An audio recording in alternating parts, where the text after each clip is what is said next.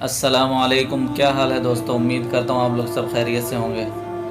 پیارے دوستو، آج جو میں ویڈیو لے کر آیا ہوں آپ لوگوں کے لیے، وہ ایک ایسی ویڈیو ہے جو کہ آپ لوگوں کے رونگٹے کھڑے کر دے، اور ایسی ویڈیو بنی ہے کہ بس سنتے ہی رونا آ جائے۔ ایک صاحب تھے، انہوں نے بتایا کہ میں ایک گھر کے قریب سے گزر رہا تھا کہ اچانک مجھے گھر کے اندر سے ایک 10 سالہ بچے کے رونے کی آواز آئی۔ آواز میں اتنا درد تھا کہ مجھے مجبوراً گھر میں داخل ہو کر معلوم کرنا پڑا کہ یہ 10 سالہ بچہ کیوں رو رہا ہے۔ اندر داخل ہو کر میں نے دیکھا کہ ماں اپنے بیٹے کو آہستہ سے مارتی اور بچے کے ساتھ خود بھی رونے لگتی۔ میں نے آگے ہو کر پوچھا، بہن کیوں بچے کو مار رہی ہو جبکہ خود بھی روتی ہو؟ اس نے جواب دیا کہ بھائی، آپ کو تو معلوم ہے کہ اس کے والد اللہ کو پیارے ہو گئے ہیں اور ہم بہت غریب بھی ہیں۔ میں لوگوں کے گھروں میں مزدوری کرتی ہوں اور اس کی پڑھائی کا مشکل سے خرچ اٹھاتی ہوں۔ یہ کمبخت اسکول روزانہ دیر سے جاتا ہے اور روزانہ گھر دیر سے آتا ہے۔ جاتے ہوئے راستے میں کہیں کھیل کود میں لگ جاتا ہے اور پڑھائی کی طرف ذرا بھی توجہ نہیں دیتا، جس کی وجہ سے روزانہ اپنی اسکول کی وردی گندی کر لیتا ہے۔ میں نے بچے اور اس کی ماں کو تھوڑا سمجھایا اور چل دیا۔ ایک دن صبح صبح سبزی منڈی کچھ سبزی وغیرہ لینے گیا تو اچانک میری نظر اسی 10 سالہ بچے پر پڑی جو روزانہ گھر سے مار کھاتا تھا۔ کیا دیکھتا ہوں کہ وہ بچہ منڈی میں پھر رہا ہے۔ جو لوگ اپنی دکانوں کے لیے سبزی خرید کر اپنی بوریوں میں ڈالتے تو ان سے کوئی سبزی زمین پر گر جاتی اور وہ بچہ اسے فوراً اٹھا کر اپنی جھولی میں ڈال لیتا۔ میں یہ ماجرا دیکھ کر پریشانی میں مبتلا ہو رہا تھا کہ چکر کیا ہے۔ میں اس بچے کو چوری چوری فالو کرنے لگا۔ جب اس کی جھولی سبزی سے بھر گئی، وہ سڑک کے کنارے بیٹھ کر اونچی اونچی آوازیں لگا کر اسے بیچنے لگا۔ منہ پر مٹی، گندی وردی اور آنکھوں میں نمی کے ساتھ ایسا دکاندار زندگی میں پہلی بار دیکھ رہا تھا۔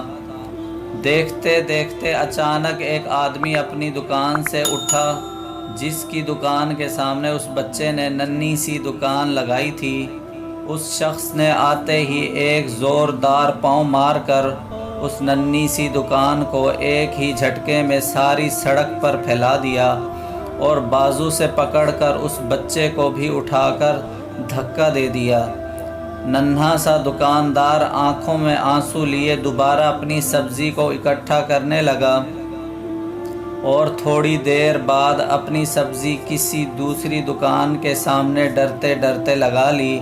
بھلا ہو اس شخص کا جس کی دکان کے سامنے اب اس نے اپنی ننھی دکان لگائی۔ اس شخص نے اس بچے کو کچھ نہیں کہا۔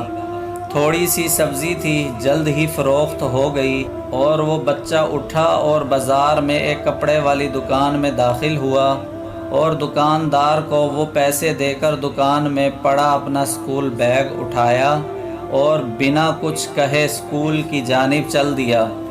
میں بھی اس بچے کے پیچھے پیچھے چل رہا تھا۔ جب وہ بچہ اسکول گیا تو 1 گھنٹہ دیر ہو چکی تھی، جس پر اس کے استاد نے ڈنڈے سے اسے خوب مارا۔ میں نے جلدی سے جا کر استاد کو منع کیا کہ یہ بچہ یتیم ہے، اسے مت مارو۔ استاد فرمانے لگے کہ سر، یہ روزانہ 1 گھنٹہ دیر سے آتا ہے، میں روزانہ اسے سزا دیتا ہوں کہ ڈر سے اسکول ٹائم پر آئے، اور کئی بار میں اس کے گھر بھی پیغام دے چکا ہوں۔ بچہ مار کھانے کے بعد کلاس میں بیٹھ کر پڑھنے لگا۔ میں نے اس کے استاد کا موبائل نمبر لیا اور گھر کی طرف چل دیا۔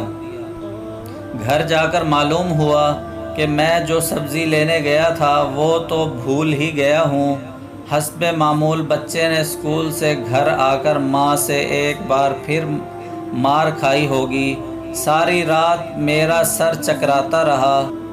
اگلے دن صبح کی نماز ادا کی اور فوراً بچے کے استاد کو کال کی کہ منڈی ٹائم ہے، ہر حالت میں منڈی پہنچیں، جس پر مجھے مثبت جواب ملا۔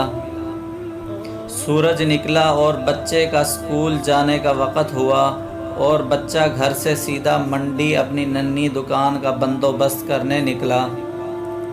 میں نے اس کے گھر جا کر اس کی والدہ کو کہا کہ بہن میرے ساتھ چلو، میں تمہیں بتاتا ہوں آپ کا بیٹا اسکول کیوں دیر سے جاتا ہے۔ وہ فوراً میرے ساتھ منہ میں یہ کہتے ہوئے چل پڑی کہ آج اس لڑکے کی میرے ہاتھوں خیر نہیں، چھوڑوں گی نہیں اسے آج۔ منڈی میں لڑکے کا استاد بھی آ چکا تھا۔ ہم تینوں نے منڈی کے 3 مختلف جگہوں پر پوزیشنیں سنبھال لی اور ننھی دکان والے کو چھپ کر دیکھنے لگے۔ حسب معمول آج بھی اسے کافی لوگوں سے جھڑکیں لینی پڑی اور آخر کار وہ لڑکا اپنی سبزی فروخت کر کے کپڑے والی دکان کی طرف چل دیا۔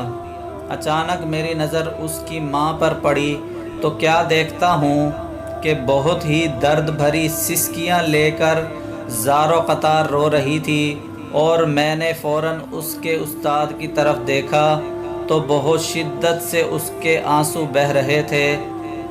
دونوں کے رونے میں مجھے ایسا لگ رہا تھا جیسے انہوں نے کسی مظلوم پر بہت ظلم کیا ہو اور آج ان کو اپنی غلطی کا احساس ہو رہا ہو۔